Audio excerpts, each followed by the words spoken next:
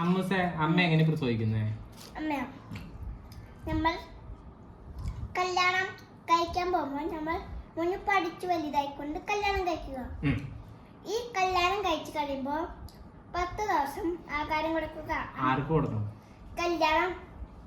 കല്യാണം കഴിച്ച പെണ്ണിന്. ആ പെണ്ണിന് 10 ദിവസം നമ്മൾ ആഹാരം കൊടുക്കുക.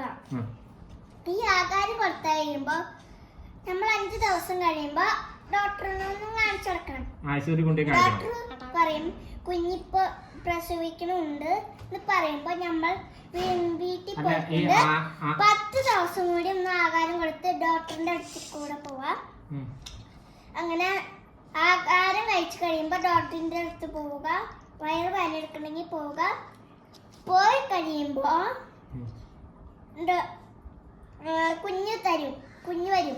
ആ കുഞ്ഞു വരുമ്പോ കുഞ്ഞിനെ വീട്ടിൽ കൊണ്ടുപോകും. വയറ് കയറി കുഞ്ഞിനെ എടുക്കും. ആരുടെ 10 ദിവസം തീറ്റ കൊടുത്താക്കണയാ? ആ കുഞ്ഞാവേനെയും എടുത്തുകൊണ്ട് വണ്ടി കയറ്റി കൊണ്ടുപോകും.